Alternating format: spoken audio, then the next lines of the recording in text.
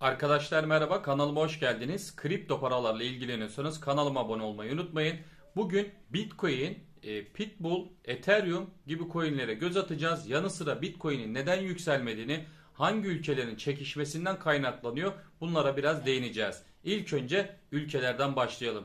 Biliyorsunuz ki dünyanın devlerinden iki büyük çok göz önünde oluyor. Birincisi Amerika, ikincisi Çin. Dünyada bu böyle bilinse de genel olarak bence dünyanın devi Çin'dir arkadaşlar.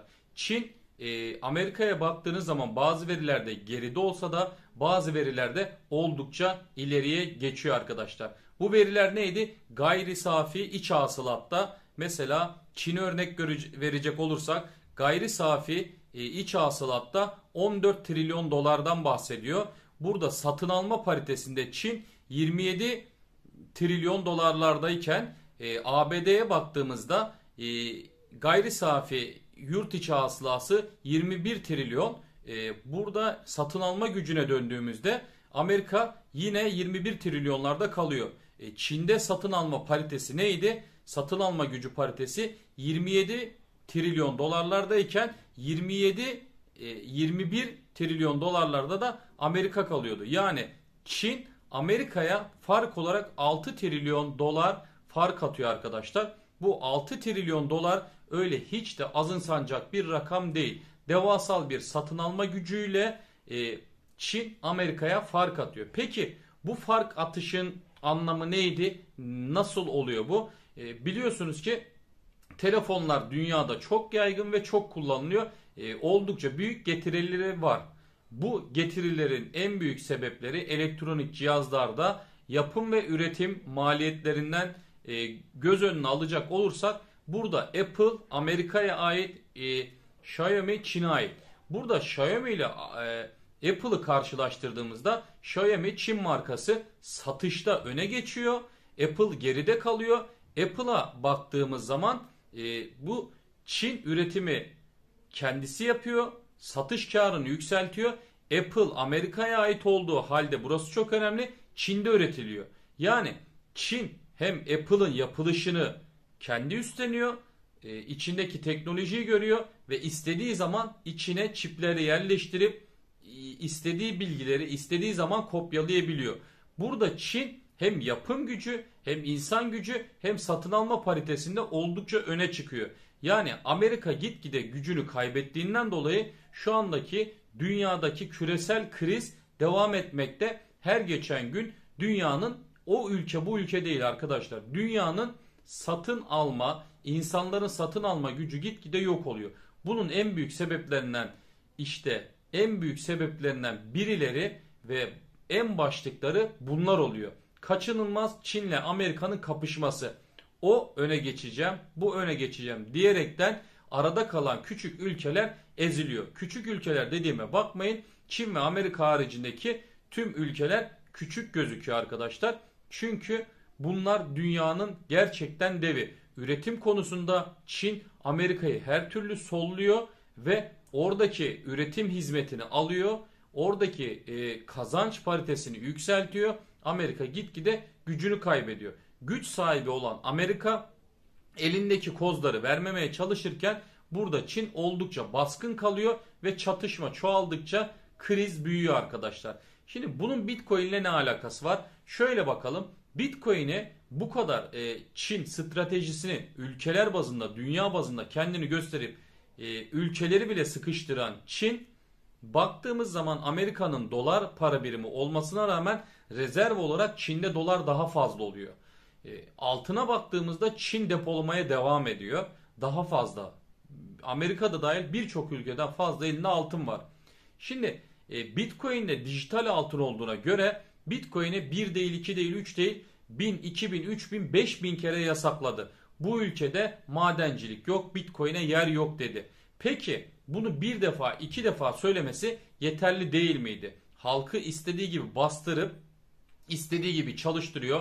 Mobeselerde, mobese kameralarında son teknoloji önünden geçen bir normal sıradan vatandaşı oldukça denetliyor.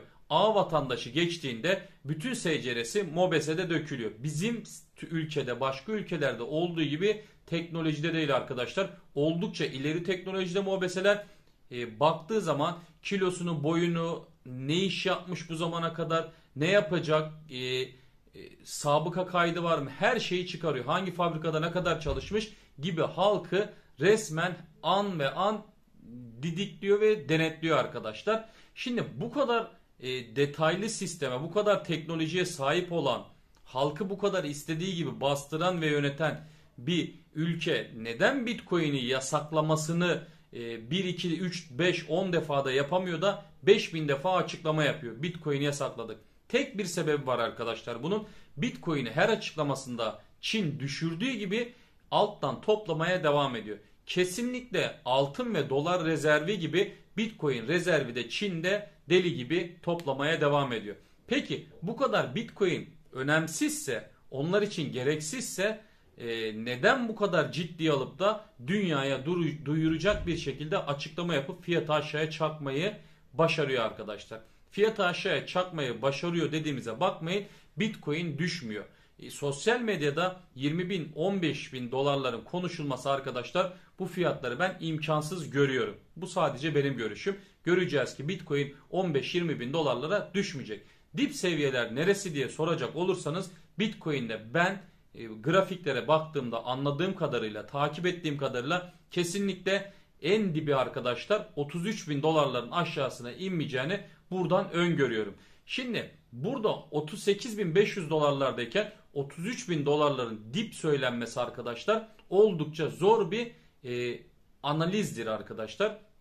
Ben burada Ocak ayında ayı geldiğinde dediğimde Bitcoin 46 bin 45 bin dolarları aşmış, yukarı doğru zorluyordu kendini.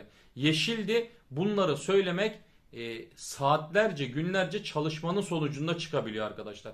Yanılıyor muyuz? Çok az yanılıyoruz. Bu zamana kadar verdiğimiz veriler %95 tutmuştur. Kanalı takip edenler bunu gayet iyi biliyor.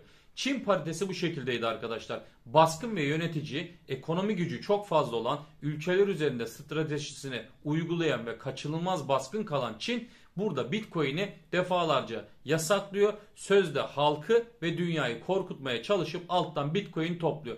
Bitcoin bu kadar ciddiye alıp açıklama yapılırken, alttan toplanırken Bitcoin'in diplere gitmesi imkansız. Kurumsallarda oldukça tutuyor. Dünyanın en zengini Elon Musk da düşünün ki adam teknoloji uzmanı, kendisi zaten bir mühendistir. Dünyanın en zengini ve en zeki iş adamlarından birisi.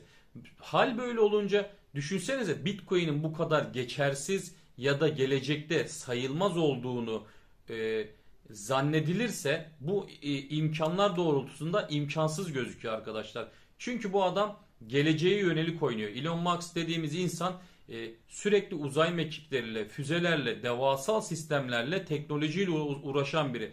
Şimdi bu kadar elinde imkan varken, dünyanın en iyi grafik analizleri adamdayken kalkıp Bitcoin'e bu kadar büyük portföy ayırması mümkün değil arkadaşlar. Yani Bitcoin'i çoğu devlet El Salvador'un yanı sıra Afrika'da da birkaç tane ülke resmi para birimi olarak kabul etmeye başlıyor. Farkındaysanız ülkeler bazında resmi para birimi olarak ilan eden ülkeler küçük ve gelişmeye hazır olan fakat gelişmemiş ülkeler. Neden bunlar peki para birimi, resmi para birimi olarak büyük risk alarak kabul ediyor arkadaşlar? Çünkü birden büyümeyi kaçınılmaz olarak gördükleri için kabul ediyor ve onaylıyorlar. Risk var mı? Kesinlikle var. Volatileli bir piyasanın içinde mesela geçtiğimiz zamanlarda El Salvador Bitcoin'i aldığında alır almaz 1,5-2 ay sonra 9-10 tane okul yapacak kadar kar etti ve okul yaptı. Yani burada oldukça yükselişinde deli karlar bırakan Bitcoin gelecekte arkadaşlar dudak uçuklatacak rakamlara çıkacaktır. Çıktığından bu yana %900 bin yükselişini kaçınılmaz vermiş Bitcoin, emin olun ki daha yükselmemiştir arkadaşlar. Yükselmedi. Daha emin olun ki daha çok yükselecek. Geçenki videoda da söylemiştim. Bitcoin 40 bin dolarlara bedava. Peki Bitcoin 38.500 dolarlarda, 35 bin dolarlara düşeceğini söylüyorsun. O zaman 35 bin dolarları bekleyelim. Hatta 33 bin dolarlar dipler diyorsun. Dip olarak görüyorsun. O zaman oraları bekleyelim. İşte Bitcoin'in özelliği burada başlıyor. Bitcoin dip olarak 33 bin dolarları ben kesin gözüyle görüyorum. Daha da düşebilir mi? Düşebilir arkadaşlar. Bu tamamen benim görüşüm. Şimdi burada 35 bin dolarları görürken Bitcoin kalkıp da 33 bin dolarları dip görürken 35 bin dolarları beklerken Bitcoin kalkıp 20 bin dolarlara düşer mi? Ben bunu asla imkansız görüyorum. Peki 38 bin dolarlardayken 35 bin dolarları bekleyelim mi? İşte kaçırılacak ve kararsızlık noktası burası. Düşeceğine madem bu kadar eminiz, düşüş gelecek, neden 38 bin dolarlarda alayım? Bitcoin'in yapı itibariyle hazır balinaların beklemesi, birçok yatırımcının nakitte hazır beklemesi, Bitcoin'in hafif bir yukarı çıkmasıyla girişlerin çoğalacağını, anlık olarak 1.7 trilyon dolarlarda olan market cap değeri birden 2.5 trilyon dolarlara fırlayacağını, burada Bitcoin'le boğa sezonuna girmesiyle beraber market cap fiyatı da 3 trilyon dolarları geçeceği ve Bitcoin'in de yukarı hızla gideceği 100 bin dolar yolculuğu başlayacağı anlamına geliyor. Burada iyice dipten toplamaya çalışırsanız yükselişi kesinlikle kaçıracaksınız. Bir daha Bitcoin bu seviyelere gelir mi? Asla 33 bin dolar seviyelerini Bitcoin'de konuşur olmayacağız arkadaşlar. Çünkü Bitcoin boğa sezonuna girdiğinde 100 bin doları zorlayıp geçeceği kaçınılmaz gözüküyor arkadaşlar. Burada söylediklerim yatırım tavsiyesi mi? Asla yatırım tavsiyesi değildir. Kendi grafik ve analizlerim arkadaşlar. Burada Bitcoin paritesi böyleydi. Çin ve Amerika çekişmesini konuştuk. Dünyadaki krizlerin en büyük sebebi bu iki devin çekişmesinden dolayı oluyor arkadaşlar. Sıkıntılı dönemler gelecek mi? Gördüğünüz gibi altın bile ilerlemiyor. 895-910 seviyelerine altın gidip geliyor arkadaşlar. Normal şartlarda altın bu enflasyona göre bir gramı 1000 TL'yi rahat bir şekilde aşmış olması gerekiyordu. Dünyada en çok güvenli olarak bilinen altın bile ilerleyemiyor arkadaşlar. Bu iki devin çekişmesinden dolayı Amerika enflasyonunu %8 açıklarken burada faiz arttırımı söz konusu oluşurken dünyada ne oluyor? Enflasyon, yani Amerika bile enflasyonla boğuşurken alt ülkeler enflasyonun içerisinde boğuluyor.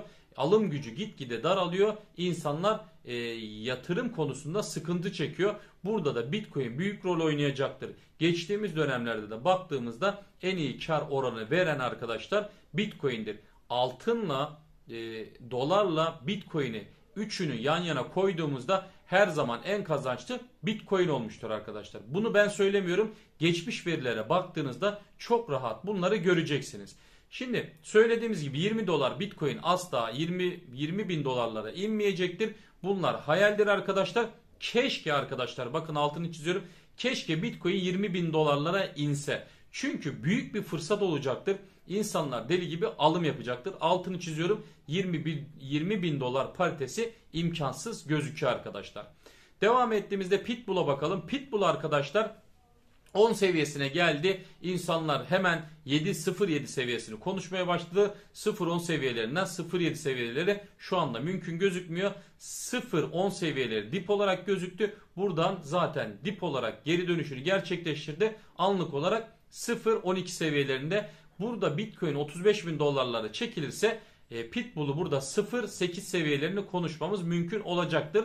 0.8 seviyeleri panik seviyeleri mi? Kesinlikle arkadaşlar. Bunlar bakın bir şeyleri zararları birilerine yöneltip sebep aramayalım arkadaşlar. Yatırım bireyseldir.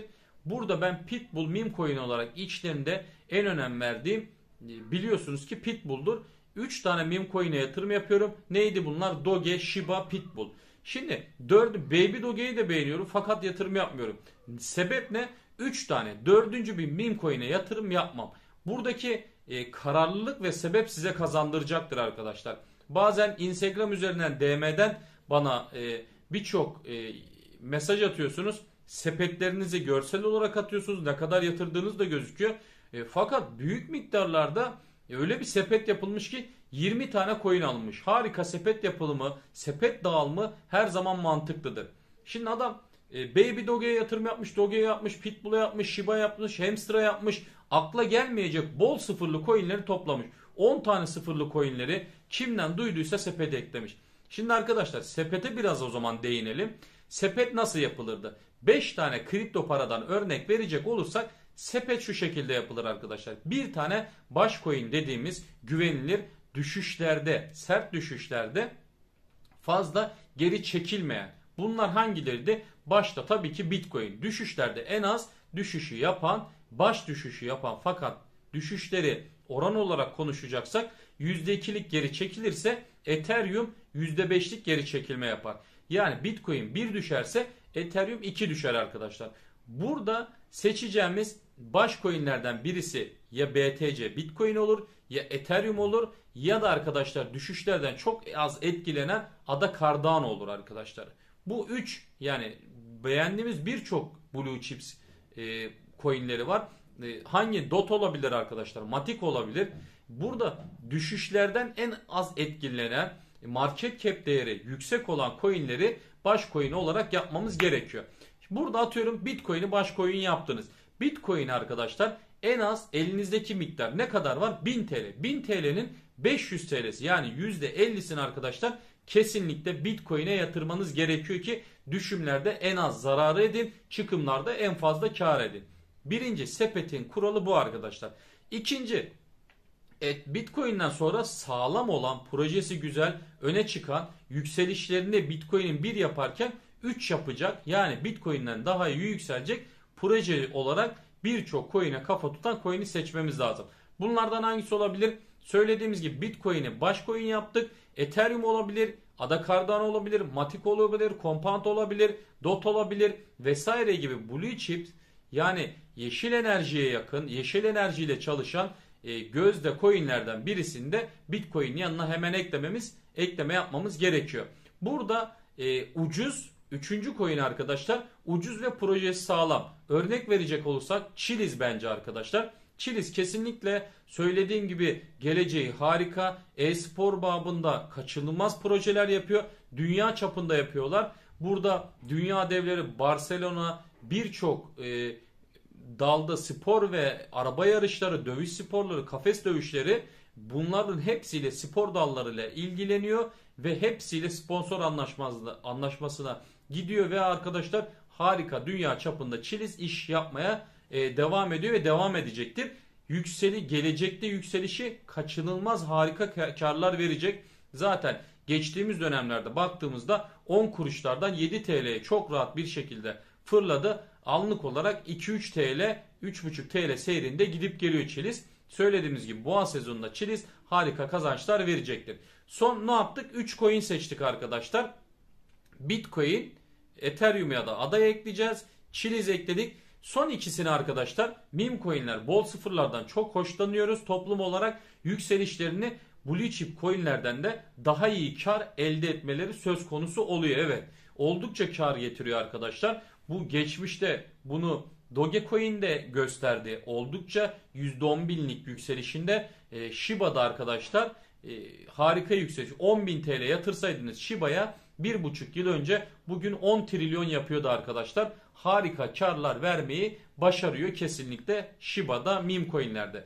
Burada arkadaşlar işte son meme coinlerden seçecek olursanız birisini siz seçin. Birisini de arkadaşlar kesinlikle bana bırakıyorsunuz. Pitbull olmalıdır. Çünkü neden? Pitbull ekibi harika çalışıyor. Meme coin olmasına rağmen sosyal medyada hiç durmuyorlar. Oldukça aktifler ve güven vermeye, güvenli çalışmaya, güvenli olmaya devam ediyorlar arkadaşlar. Bir proje kaçınılmaz yükselişi değil, bir proje arkasındaki yöneticiler, arkasındaki sahipler gerçekten bu işi ticaret olarak mı yapıyorlar yoksa dolandırıcılık olarak mı yapıyorlar? Bu çok önemli. Dolandırıcı olsalar bu kadar proje odaklı, bu kadar borsa odaklı gitmezler. İlk yükselişindeki %3000'lik bir yükselişinde parayı vurur kaçarlardı. Dolandırıcılar işi fazla uzatmazlar, istikrarlı ilerlemezler. Zaten Pitbull 1 yılını aşmış bulunuyor. Burada kalkıp adamlar ilk 3 ayda vurgunu yapıp ortadan kaybolurdu arkadaşlar. Pitbull'la ilgili bunları neden söylüyoruz? Pitbull'la ilgili saçma sapan konuşmalar dönüyor arkadaşlar. Yok işte dolandırıcıymış, yok bir tane sahibi varmış, yok çıkıp açıklama yapmış ben hırsızım diye. Bu video bununla ilgili Pitbull'u karalamayla ilgili video yapanlara sesleniyorum. Bir Bir tane sahibini bana gösterin ve o sahibinin yapmış olduğu açıklamayı çıkın videoda gösterin. Bunu göstermeniz mümkün değil. Çünkü bunun bir sahibi yok. 48 kişilik, 50 kişilik, 60 kişilik harika gönüllü bir ekip var arkadaşlar. Bu ekiplerden ne iş yaparsanız yapın liderlik kesinlikle bu ailede de böyle, ülke yönetiminde de böyle, ofis yönetiminde de böyle arkadaşlar, fabrika yönetiminde de böyle. Kesinlikle ne iş yaparsanız yapın içlerinden 2-3 tane, bir tane lider seçmek zorundasınız. Burada 60-70 tane, 40 tane gönüllü ekip arkadaşlar, bilgisayar yazılım mühendisi, hepsinin ayrı ayrı bir vasf var. Burada 5 tane yönetici Pitbull'da çok öne çıkıyor. Bu geçtiğimiz zamanlarda isimlerini vermiştik. Yine isimlerini ekrana koyacağım siz görün diye arkadaşlar. Yani burası çok önemli. Bu 5 tane ekip borsa anlaşmalarını, grafikleri, anlaşmalarını, yol haritalarını vesaire gibi çalışmalarını, NFT çalışmalarını, NFT pazar sunumlarını oldukça gayet başarılı yürütüyor arkadaşlar. Göreceğiz ki meme coinlerde de Pitbull boğa sezonunun gelmesiyle beraber harika kazançlar kaçınılmaz olarak verecektir arkadaşlar. Videomuz bu kadardı. Göreceğiz ki Bitcoin'de gelecek olduğunu hep beraber göreceğiz. Bitcoin sadece arkadaşlar sanal göstergeden asla ibaret değildir. Bitcoin'in içeriğini araştırdığımız zaman göreceğiz ki büyük devasal bir blockchain sistemi gümbür gümbür dünyaya geldiğini duyuruyor arkadaşlar. Bitcoin, blockchain deyince ilk akla gelen Bitcoin'dir. Blockchain ve Bitcoin özdeşse de oldukça ayrı bir, yani ayrıdan kasıt şudur arkadaşlar. Blockchain teknolojisi çok kapsamlı, dünyada herkesin işine yarayacak. Bu sanatçılardan teknolojisine, üretimine, sanayiden ofislere kadar arkadaşlar birçok dalda dünyanın her yerinde blockchain kesinlikle olacaktır. Olmaya devam ediyordur arkadaşlar. Zaten ufak bir araştırma yaptığınızda blockchain teknolojisi dünyada kaçınılmaz var olacaktır. Blockchain oldukça Bitcoin'in fiyatı yukarı doğru gidecektir. Büyük analistlerin yaptığı araştırmalara göre Bitcoin kaçınılmaz 1 milyon dolar olacak arkadaşlar. Şu anda biz 44 bin dolarları 37 bin dolarları konuşurken 1 milyon dolarları şu anda konuşulmaya zaten dünya çapında başlanmıştır. Göreceğiz ki bu veriler Bitcoin için çok da zor değil. Altında, gümüşte mesela örnek verecek olursak altınla sınırlıdır. Fakat altında 1 ton dalavere çevirmeleri mümkün oluyorlar. Altına karışım yapıyorlar, bakır yapıyorlar. Neden? Sınırlı olduğu için bir film çevirip insanları kandırması söz konusu oluyor. Bu Bitcoin'de böyle mi? Asla böyle değil arkadaşlar. Satoshi Nakamoto Bitcoin'i çıkardı, kilitledi ve ortadan kayboldu. Ortadan kaybolmasının sebebi neydi? Neden böyle gizleniyor? Öldü mü, yaşıyor mu arkadaşlar? Bunları daha sonraki videoda işleyeceğiz ve doğaçlama olarak fazla arkadaşlar teknik terimlere kaçmayacağız. Grafiklerde de dikkat ediyorsunuz. Breakdown, işte pullback, pump vesaire gibi kelimelere girmek istemiyorum. Çünkü çok karıştı, kafa karıştırıcı oluyor. Bitcoin, blockchain sistemi çok yeni, çok teknik terimler var. Bu teknik terimlere zaten başlı başına çok teknolojik bir yapı olduğundan dolayı anlamak çok güçlük çektiriyor. Buradaki teknik terimleri de işin içine soktuğunuz zaman anlamak oldukça imkansız oluyor arkadaşlar. Videoları elimden geldiği kadar doğaçlamalı yapıyorum ki anlaşılır olabilsin diye. Bir sonraki videoda görüşmek dileğiyle, beğeni ve yorum yapmayı unutmayın ki daha çok insana ulaşalım arkadaşlar. Beni dinlediğiniz için teşekkür ediyorum. Esen kalın.